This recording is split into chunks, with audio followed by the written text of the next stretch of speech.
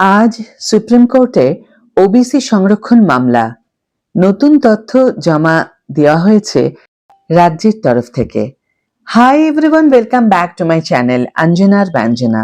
বন্ধুরা, তোমাদের সকলকে আমার এই ছোট্ট ইউটিউব চ্যানেলে স্বাগত জানাই। পশ্চিমবঙ্গ সরকার সুপ্রিম কোর্টে ওবিসি সংরক্ষণ মামলায় একটি নতুন মোড় এনেছে।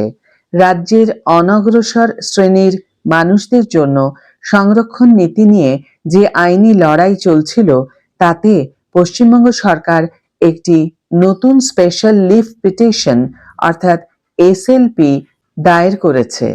এই নতুন পদক্ষেপে রাজ্য সরকার ওবিসি তালিকাভুক্তির জন্য নতুন করে সমীক্ষা চালিয়েছে এবং সেই সংক্রান্ত সমস্ত তথ্য প্রমাণ সুপ্রিম কোর্টে জমা দেওয়ার সিদ্ধান্ত নিয়েছে।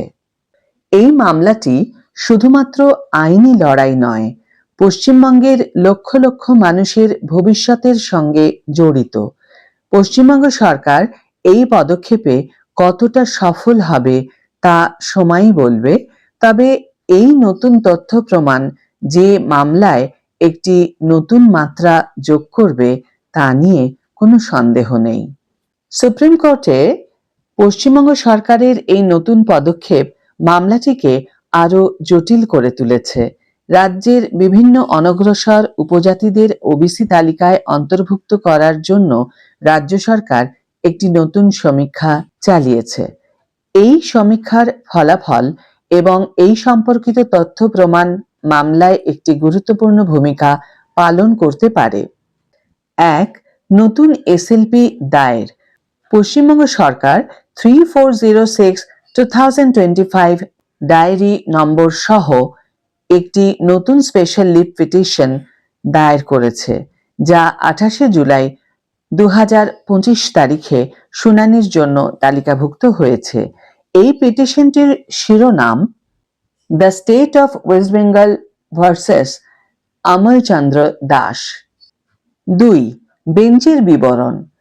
ওবিসি মামলাটি মাননীয় প্রধান বিচারপতি বি আর গাভাই, বিচারপতি কে বিনোদ চন্দ্রন এবং বিচারপতি এন ভি আঞ্জারিয়ার বেঞ্চে শুনানি হচ্ছে। 3, নতুন এসএলপি এবং ডকুমেন্টের উদ্দেশ্য। পশ্চিমবঙ্গ সরকার রাজ্য জুড়ে একটি নতুন সমীক্ষা চালিয়েছে, যার মাধ্যমে বিভিন্ন ওবিসি উপজাতিকে চিহ্নিত করে তালিকায় অন্তর্ভুক্ত করার চেষ্টা করা হয়েছে। এই সমীক্ষার সমস্ত তথ্য এবং অনুসন্ধান সুপ্রিম কোর্টে জমা দেওয়ার পরিকল্পনা রয়েছে সরকারের। 4, জমা দেওয়া নথি। 17 জুলাই 2025 আবেদনকারী পশ্চিমবঙ্গ সরকারের তরফে অতিরিক্ত নথি জমা দেওয়ার অনুমতি চেয়ে একটি আবেদন দায়ের করা হয়েছে, যা আদালতের বিবেচনার জন্য প্রচারিত হচ্ছে। এই মামলাটি অত্যন্ত গুরুত্বপূর্ণ হওয়ায় এর শুনানির দিকে সকলের নজর রয়েছে। 1, কেস লিস্টিং। মামলাটি প্রধান বিচারপতির সভাপতিত্বে কোর্ট নম্বর 1-এ তালিকাভুক্ত এবং সকাল 10:30 থেকে শুনানি শুরু হওয়ার কথা। 2, state of West Bengal versus Purabi Das অর্থাৎ এসএলপি নাম্বার 1742/2025। এই মামলাটি 13 নম্বর সিরিয়ালে তালিকাভুক্ত। 3, state of West Bengal versus Amal Chandra Das অর্থাৎ এসএলপি নাম্বার 7528/2025। এই মামলাটি 13.1 নম্বর সিরিয়ালে তালিকাভুক্ত। 4, the state of West Bengal versus আত্মাদ্বীপ। এই মামলাটি 13.2 নম্বর সিরিয়ালে তালিকাভুক্ত। 5, এই তিনটি এসএলপি সংযুক্ত এবং একসঙ্গে শুনানি হবে। 6, কোর্ট নম্বর 1-এ একটি বিশেষ বেঞ্চের বিষয় শেষ হওয়ার পরে ওবিসি মামলার শুনানি শুরু হবে।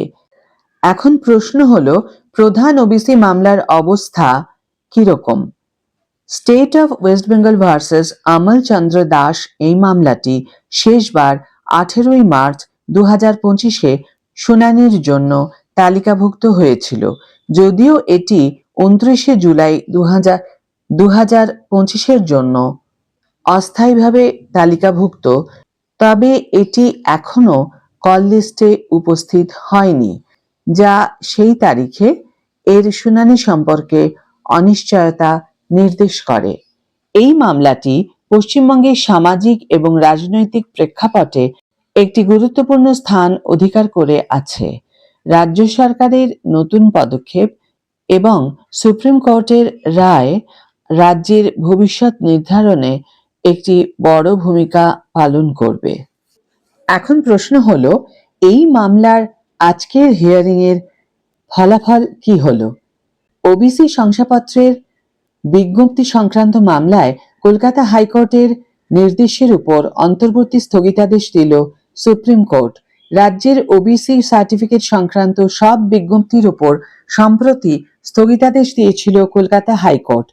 ওই নির্দেশকে চ্যালেঞ্জ করে সুপ্রিম কোর্টে যায় রাজ্য।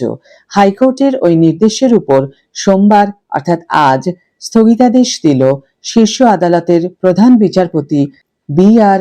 গাব্বাইয়ের বেঞ্চ। গত জুন মাসে হাইকোর্টে বিচারপতি তপব্রত চক্রবর্তী এবং বিচারপতি রাজশেখর মান্থার বেঞ্চ ওই বিজ্ঞপ্তির উপর অন্তর্বর্তী স্থগিতাদেশ দিয়েছিল।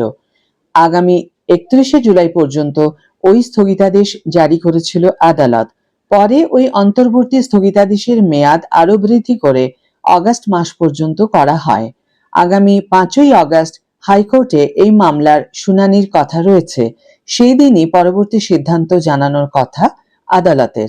হাইকোর্টের ওই নির্দেশের ফলে কলেজ পড়ুয়াদের ভর্তির ক্ষেত্রে কোনো সমস্যা হবে কিনা তা নিয়ে প্রশ্ন উঠেছিল অনেকের মনে। যদিও আদালত আগেই স্পষ্ট করেছে যে এমন কোনো প্রতিবন্ধকতা নেই, তবে হাইকোর্টের নির্দেশকে চ্যালেঞ্জ করে সুপ্রিম কোর্টের দ্বারস্থ হয়েছিল রাজ্য। আজ সুপ্রিম কোর্টের প্রধান বিচারপতি গাব্বাই, বিচারপতি কে বিনাথ চন্দ্রন এবং বিচারপতি এন.ভি. আঞ্জারিয়ার বেঞ্চে মামলাটির শুনানি হয়। সুপ্রিম কোর্টে গত সপ্তাহে এই মামলার শুনানির কথা থাকলেও প্রধান বিচারপতির এজলাসে না বসায় ওই সময় শুনানি হয়নি। সোমবার মামলাটি শুনানির জন্য উঠতেই হাইকোর্টের স্থগিতাদেশ জারির সিদ্ধান্ত নিয়ে বিস্ময় প্রকাশ করে সুপ্রিম কোর্ট।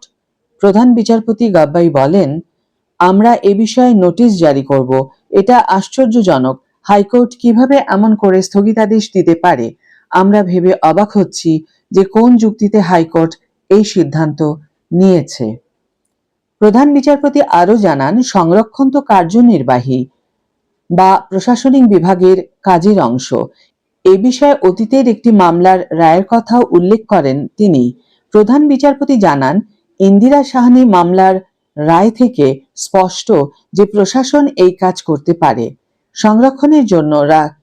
সংরক্ষণের জন্য কার্যনির্বাহী বা প্রশাসনের নির্দেশই যথেষ্ট। এর জন্য আলাদা করে কোনো আইন তৈরির প্রয়োজন নেই। সুপ্রিম কোর্টের প্রধান বিচারপতি বেঞ্চ মৌখিকভাবে জানিয়েছে, হাইকোর্টের নির্দেশকে প্রাথমিকভাবে ভুল মনে করা হচ্ছে। একথা জানিয়ে হাইকোর্টের নির্দেশের উপর অন্তর্বর্তী স্থগিতাদেশ জারি করে শীর্ষ আদালত। প্রধান বিচারপতি গাব্বাইয়ের মতে, বিজ্ঞপ্তির ক্ষেত্রে কিছু পদ্ধতি অবলম্বন করা হয়েছে, সেটি সঠিক হতেও পারে, নাও হতে পারে।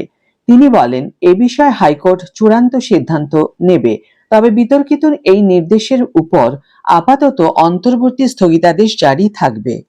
শীর্ষ আদালতের অন্তর্বর্তী স্থগিতাদেশকে মুখ্যমন্ত্রী মমতা বন্দ্যোপাধ্যায়ের ওবিসি নীতির নৈতিক জয় হিসাবে ব্যাখ্যা করছেন রাজ্যের শিক্ষামন্ত্রী ব্রাত্য বসু। সমাজ মাধ্যমে ব্রাত্য লিখেছেন, উচ্চশিক্ষা দফতর আগে থেকেই এটি অনুমান করেছিল এবং সেই মতো প্রয়োজনীয় পদক্ষেপের জন্য সম্পূর্ণ প্রস্তুতিও নিয়ে রেখেছে। আজকের ভিডিও এখানেই শেষ করছি বন্ধুরা। ভিডিওটি যদি কার্যকর বলে মনে হয়ে থাকে তাহলে অবশ্যই একটা ছোট্ট করে লাইক দিও, শেয়ার করো বন্ধুদের সাথে, কমেন্ট করে জানিও তোমাদের মতামত। যারা এখনো আমার চ্যানেলটিকে সাবস্ক্রাইব করোনি তারা অবশ্যই চ্যানেলটিকে সাবস্ক্রাইব করে আমার পাশে থেকো, আর যারা অলরেডি সাবস্ক্রাইব করে দিয়েছো তাদের জন্য আমার অনেক ভালোবাসা এবং অনেক ধন্যবাদ। আজ তাহলে বিদায় বন্ধু, দেখা হবে পরের ভিডিওতে। ভালো থেকো, সুস্থ থেকো, সঙ্গে থেকো।